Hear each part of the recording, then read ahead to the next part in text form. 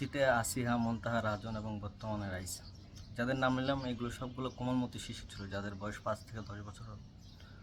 এরা সবাই ধর্ষণের শিকার হয়েছে আমাদের স্বাধীন বাংলাদেশ। শুধু ধর্ষণের শিকার হয় না, ধর্ষণে আমাদের এই দেশে হত্যাকাণ্ডেরও শিকার হয়েছে। আবার শুধু হত্যাকাণ্ড হয়নি, এদের কেমনভাবে হত্যা করেছে এবং এদের কেমনভাবে টুকরো টুকরো করেছে, শরীরের অঙ্গ প্রত্যঙ্গ এক এক জায়গায় বিচ্ছিন্নভাবে পড়াচ্ছে।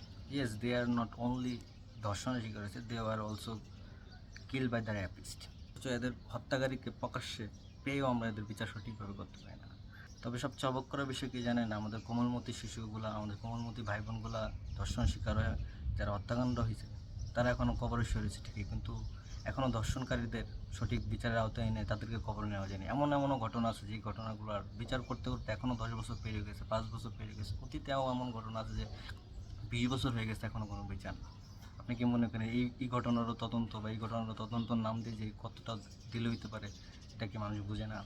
রাইসার বাবাকে বিনা কারণে বলে যে আপনারা বিচার করতে পারবেন না, বিচার হবে না। সে জানে, সে দেখে আসছে দেশের বিচার ব্যবস্থা কি, দেশের জুডিশিয়াল সিস্টেম কতটা ভাঙচুর, মানুষ কতটা দুর্নীতিগ্রস্ত। যেখানে বিচার চাইবেন সে বিচার ব্যবস্থাকে সবাই আগে বিচারের আওতায় নিয়ে আসতে পারে। এখন এমন ধরনের ঘটনা ঘটে, সারা দেশব্যাপী শরিয়া আইন নিয়ে কথা ওঠে।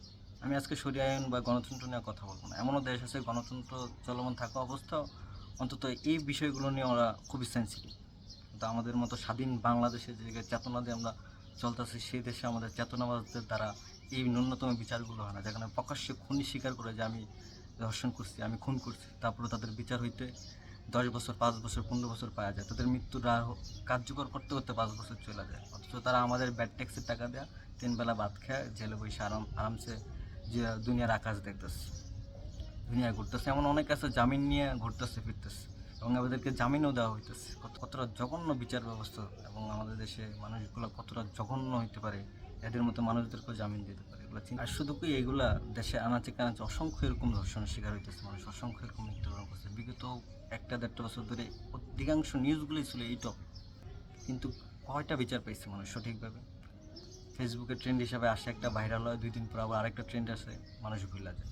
এগুলো নিয়ে অনেক কথা বলছি, অনেক লেখা লিখছি, ভালো কথা আসলে কেউ দাম দেয় না, বুঝতে পারছেন? অনেক লিখছি, এগুলো মানুষ শেয়ারও করে না, মানুষ কোনো মূল্যায়নও করে না। এগুলো আমি অতীতে অনেক লেখা লিখছি, দেখতে পারবেন যদি আমার ইয়াতে যায়।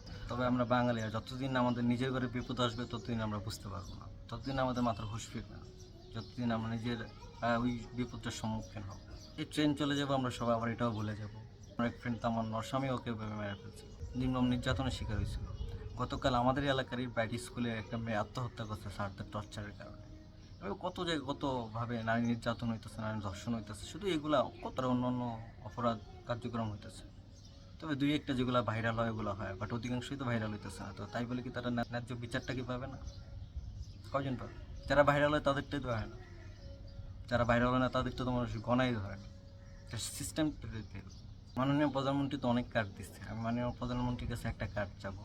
সবাইকে তো সব ধরনের কার্ড দিচ্ছেন, আমাদের দয়া করে নিরাপত্তা একটা কার্ড দেন, বিশেষ করে নারীদের নিরাপত্তার একটা কার্ড দেন। আপনারও একটা মেয়ে আছে, যাই আমার মনে হয় আপনার একটা মেয়ে, আপনার মতোই ওনাদের ওই মেয়েটা ছিল যারা হারাইছে। তো আপনারা আমাদের একটা নিরাপত্তা কার্ড দেন, সেই কার্ড দিয়ে যাতে আমরা নিরাপদ থাকতে পারি, নিরাপদভাবে চলাফেরা করতে পারি, বসবাস করতে পারি, আমার মা বোনরা যাতে সেফ থাকতে পারে। আমি বিচার চাবো না, আসলে বিচার কী চাবো? যেখানে হত্যাকারীর মুখে স্বীকার করে ফেলছে আমি হত্যা করছি, আমি ধর্ষণ করছি, তার এখনও বিচার হয় না, সে জায়গায় বিচার চাই আমি, আর লজ্জা পাইতে চাই না। দেখতে থাকি আপনারা কী করেন, এদেশে কী হয়। তবে এই দুনিয়া বিচার না হইলেও আল্লাহ একদিন ঠিকই বিচার করবে। শুধু তাদের না, যারা ধর্ষণ করছে, যারা ধর্ষণকারীকে বিচারের আয়ত্তে আনে নাই, তাদেরকে আল্লাহ বিচার করবে এবং আল্লাহ সর্বোত্তম বিচার দেয়।